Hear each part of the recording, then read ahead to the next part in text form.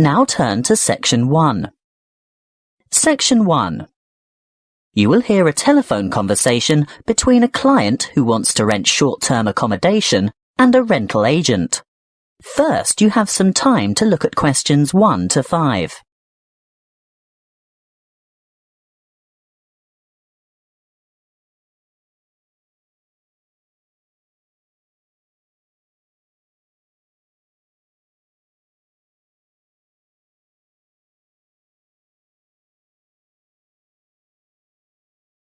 Now we shall begin. You should answer the questions as you listen, because you will not hear the recording a second time. Listen carefully and answer questions 1 to 5. Good morning. Ace Accommodation. How can I help you? Good morning. I'd like to organise some short-stay accommodation on the Gold Coast, please. Certainly. Who am I speaking to? Miss McKinley. Sylvia McKinley. Could you spell your family name for me, please?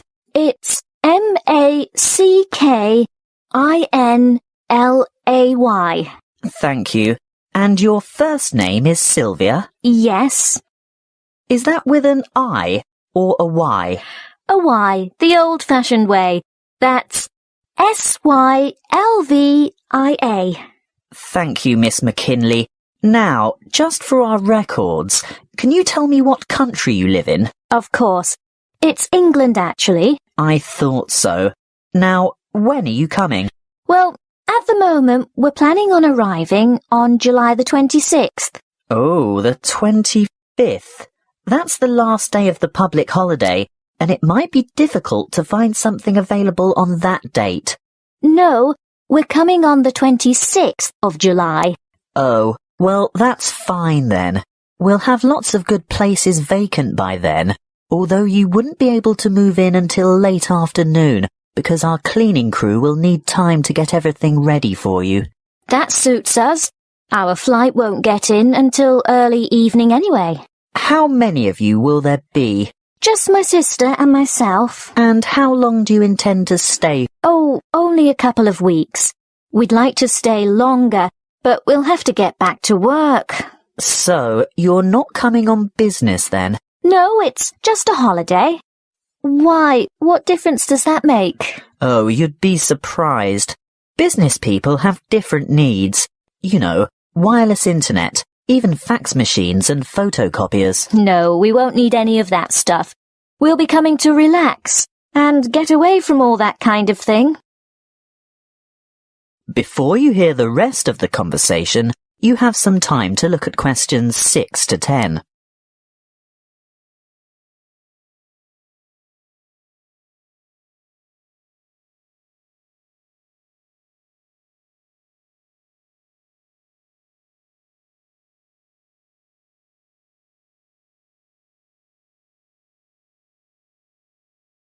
Now listen and answer questions 6 to 10. Good.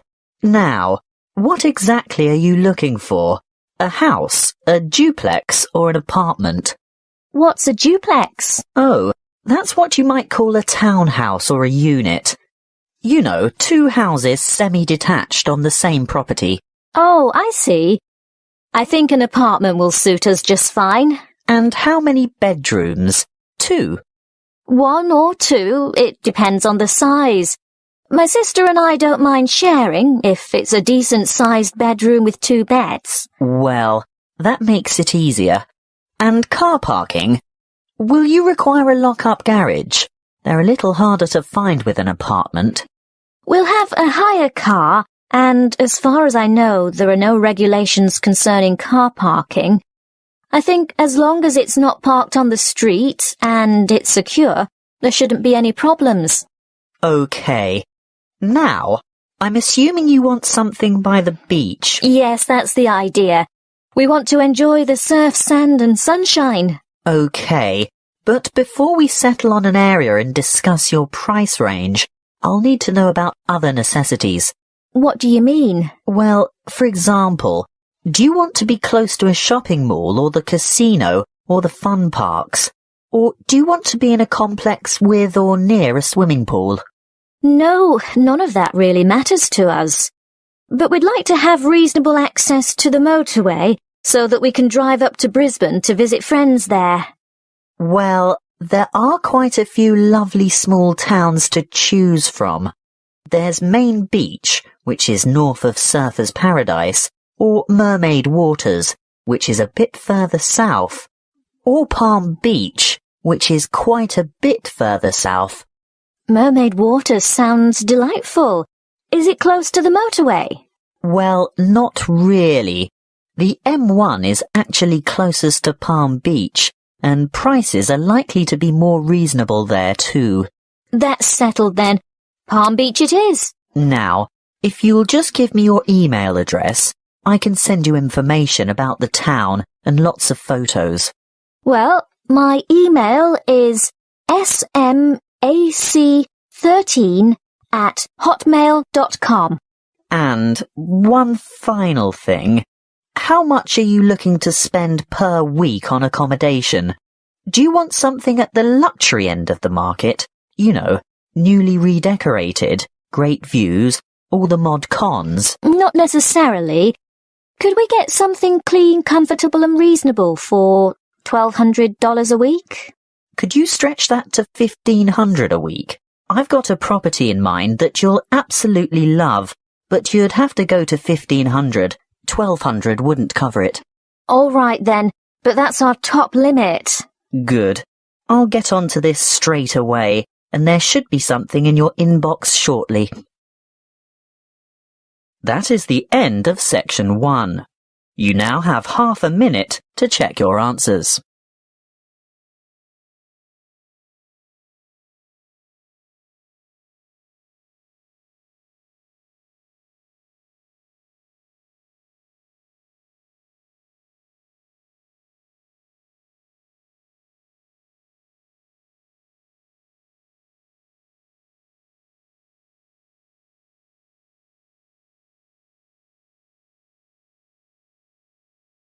Now turn to Section 2. Section 2. You will hear a member of the Active Outdoor Club talking to a group of interested potential members. First, you have some time to look at questions 11 to 14.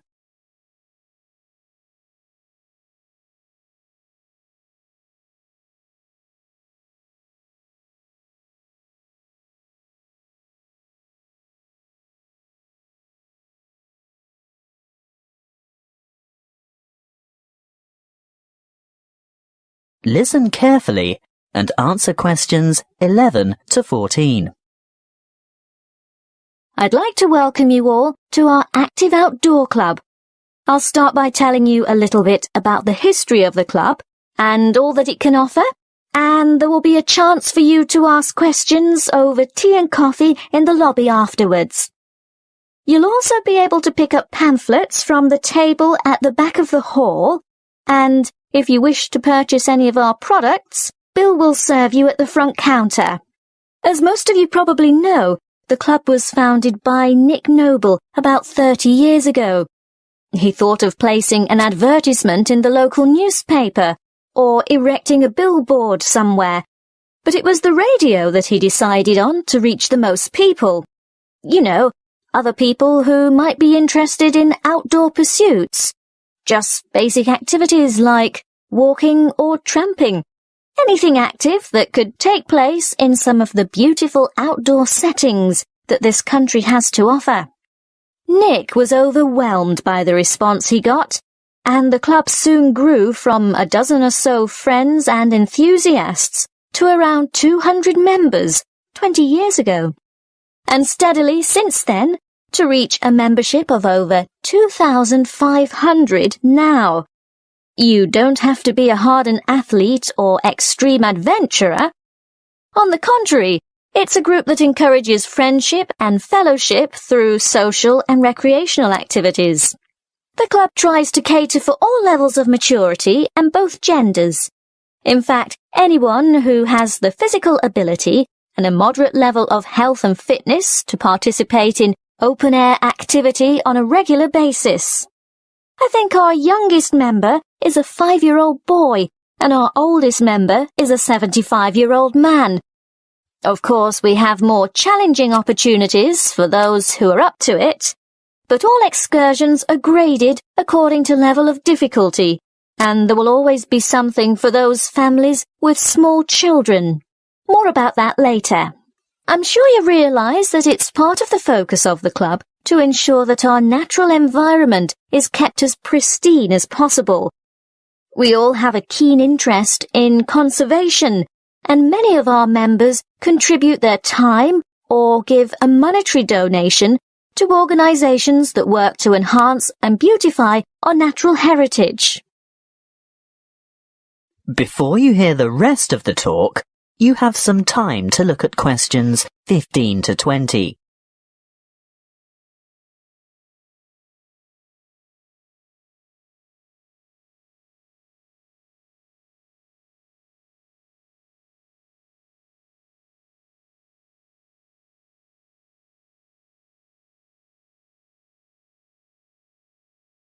Now listen and answer questions 15 to 20. OK, now going back to the grades of activity, first of all, tramping. This is very popular with singles and couples without children, but is certainly not restricted to those groups. Tramping is arranged for Tuesdays and Saturdays throughout the year. Most tramps are of a duration of 3 to 5 hours, depending on the weather and the terrain, and of course the time of year. You would need to check the newsletter or the website to find out place and time, and if you wish to participate, phone the coordinator who can give you more information. I'll move on now to walking, which is very popular with families, but open to everyone, and walks are arranged for every Thursday and every Sunday over the course of the entire year. Walks last no more than 3 hours, although the Thursday walks might be shorter. And again, you would have to check the newsletter for details of the time and area to meet and get in touch with the walking organiser to confirm your participation. Now, the Wanderers are what you might call a subgroup of the Active Outdoor Club. This group was set up to cater for the less active, more elderly, or families with very young children who still want to enjoy the great outdoors, but without quite so much exertion. Bear in mind that the length of these activities is variable, but we're always home before dark. Any member of the club is welcome to join in their activities on a Sunday, which include visiting some of our more beautiful parks and botanical gardens, beach walks, picnics, and even boat trips to visit some of the small islands off the coast. Often guided tours can be arranged if there is enough interest. If you'd like to see what the Wanderers are up to, check the website and then phone the leader for more information. I'll bet you're all ready for that cup of tea now. But before I finish, I really must mention something that can be a lot of fun. A great opportunity to form new or strengthen existing friendships, and a chance to explore a part of the country that you may never have seen before. These are our mystery weekends. The committee puts a lot of time and effort into the organisation of these weekends away, not only for health and safety reasons, but also to ensure that everything runs smoothly and everyone has a good time. There will be a charge to cover travel and accommodation costs, but apart from that, it's an affordable and exciting weekend away from the city. For more information, call the chairman of the committee. You'll find his phone number in the newsletter. So, that's all I have to say at this point. Please enjoy the refreshments, chat with the others, and feel free to ask questions. All the committee members are wearing large red name badges, so they're easy to find. That is the end of section 2. You now have half a minute to check your answers.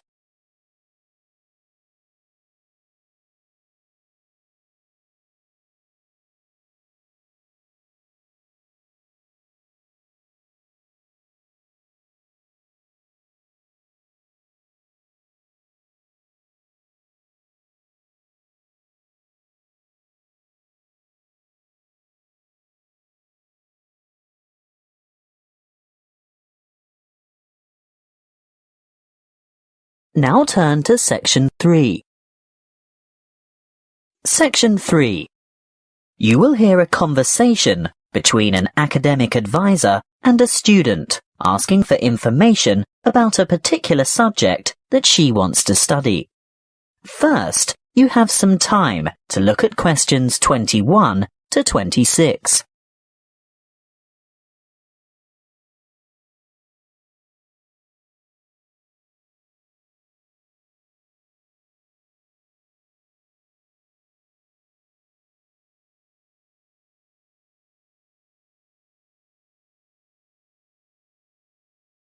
Listen carefully and answer questions 21 to 26. Come in and take a seat. Thank you. Now, you've made an appointment to see me with regard to one of the papers you want to enroll next semester. Yes, that's right. It's the Globalization and Educational Change paper, GEC 692. Ah, well, I know the one you mean, but all the code numbers are going to change next semester, so although the course name will stay the same, the code will be ED995. Not that you have to worry about that. But the content will be the same, right? Oh, yes, to a large extent. The objectives are still to provide you with the skills and knowledge for analysing the challenges that globalisation poses for education. Yes, that's what I'm really interested in. The future of education. Not where we are now, but where we're heading. Well, you'll most likely enjoy the course because it'll give you the opportunity not just to explore, but also to document the advancement of new educational developments. And there'll be quite a lot of analysis involved. Yes, obviously. But once you've examined how education has been affected by cultural values and socio-economic structures, you'll go on to debate the pros and cons of the restructuring of public education in view of rapid globalization. I see, but when you say public education, do you mean worldwide? No. That would be far too large an undertaking for just one paper. You'd probably choose to work with the education system within your own state or country. Sounds interesting, but isn't it a bit restrictive? Not at all. From there, you'd move on to explore the impact of internationalization on curriculum diversity in both developing and developed countries. Have you had a chance to look at the assessment criteria yet? Actually, I have. And it makes me a bit nervous just thinking about it. Why's that? Well, I see that the first assignment starts with an illustrated PowerPoint presentation to the rest of the class. I've never done one before. No need to worry. You can get help with that. Anyway, this presentation isn't graded. It's what we call a formative assessment. The feedback you get will help you to finalize the written review. That's a review of those academic articles in the first part of the reading list, right? Yes, but you only have to choose 5 of them. That first assignment is worth 30%. And the second assignment? There are 2 parts to that also, and both are graded. 20 marks will go towards your participation in a seminar, and then there's a 5,000-word essay, which will be graded out of 50. Thanks. Before you hear the rest of the conversation, you have some time to look at questions 27 to 30.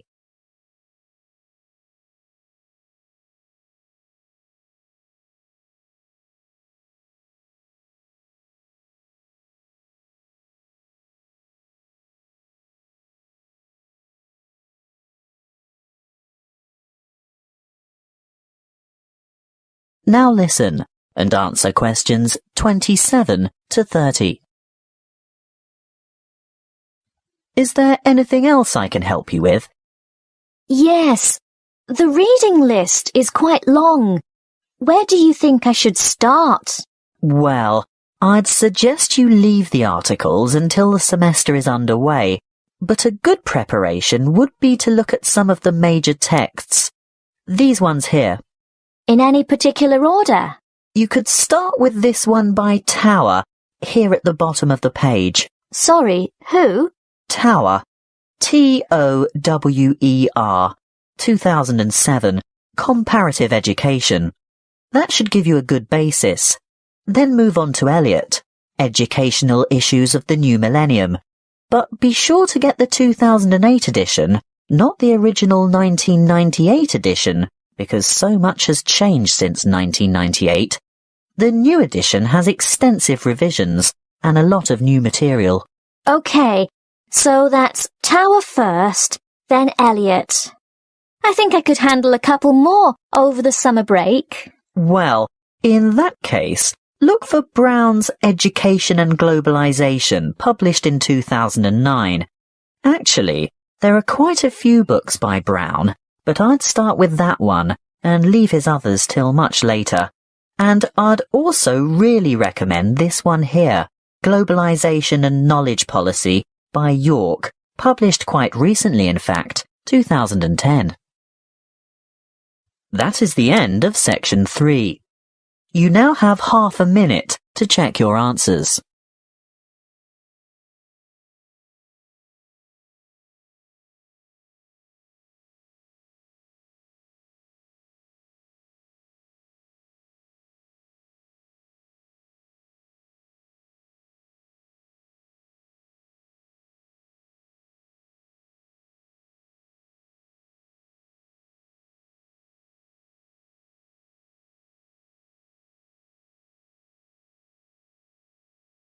Now turn to section 4.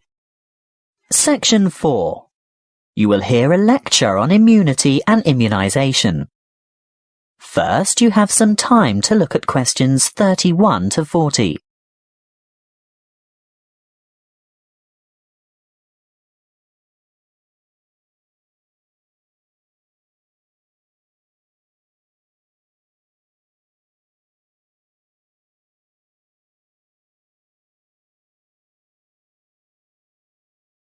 Listen carefully and answer questions 31 to 40. Good afternoon, and thank you for your warm welcome. This will be the first talk in a series of 5 on health interventions, protection and prevention. Could I start by asking for a show of hands? How many of you have had a flu vaccination at the beginning of winter? I thought so. You young ones always think you're indestructible. Well, as you are no doubt aware, disease-spreading germs or pathogens are everywhere. On a daily basis, the human body has to ward off attacks by various harmful bacteria and viruses. A healthy body has a good defense system against many of these germs, but the defense only operates well against microorganisms that it has already encountered, in which case it is said to be immune. There are 2 ways in which humans acquire natural immunity. Actively, when a person has first suffered and then recovered from an illness, and passively, when ready-made protection is transferred into the body, for example, from the maternal blood via the umbilical cord to an unborn child, or through breast milk. Now, artificially acquired immunity can help the body to fight disease, so we can use active immunization as a preventative measure. This is when a person is vaccinated against an illness by injection or oral ingestion of a tiny amount of weakened or inactive germs, not enough to actually cause him or her to contract the illness, but sufficient for the body's defense system to recognize and respond to the threat by forming antibodies. Intervention using passive immunization, on the other hand, is a method of curing an illness after it is too late for prevention. It is less effective than active immunization and takes longer to work. It is used when the body has already been invaded by bacteria and the person is ill. In this case, there is no time for the body to make antibodies of its own, so proteins, usually taken from the blood of animals, are injected to equip the patient with the essential antibodies to combat the particular illness. Let's have a quick look at a bit of history. The discovery of vaccination to boost the body's immune system by making it sensitive to particular disease-causing bacteria was made by an 18th century English doctor called Edward Jenner. he noticed that survivors of smallpox, a common but extremely dangerous disease, never contracted the disease a second time. In other words, they were immune. He studied a similar disease in cows called cowpox and realized that people in contact with the infected cows became ill with symptoms resembling smallpox. However, this disease was quite mild by comparison, and those who contracted cowpox were then immune to smallpox. He conducted an experiment by injecting a child with a small amount of pus taken from a cowpox pustule. The child subsequently became ill, but soon recovered. Later, he injected the child with pus from a smallpox pustule, and the child did not get sick. He had developed immunity to the more dangerous disease. The antibodies produced to fight the cowpox bacteria had been able to fight off the smallpox bacteria. What are antibodies? Well, antibodies are made by white blood cells called B lymphocytes, and this is done in response to the presence of antigens, or other bacterial toxins, which have been released by the microorganisms, what we commonly refer to as germs, that have invaded the body. These Y-shaped antibodies, or you can think of them as antitoxins, may stop the toxins or repair the damage they have done by what is known as the antigen-antibody reaction, which takes place within the plasma of the blood. A correct antibody, for that disease, clings to a particular antigen in order to render it harmless. Large numbers of these pairs clump together to form a bigger unit. This is called agglutination and is able to be seen by the naked eye, which is very helpful for doctors and other specialists to determine which illnesses a patient is immune to. Inoculation or active vaccination can protect people from serious diseases. The vaccine may make a person feel unwell for a few days when the immune system starts to produce antibodies to match the introduced antigen. This is called a primary reaction. If that particular antigen should ever enter the body again later, a secondary reaction takes place. The body is then able to produce large numbers of corresponding antibodies within a short time, so the invading antigens are quickly wiped out, without the person suffering any harm from the disease. That is the end of section 4. You now have half a minute to check your answers.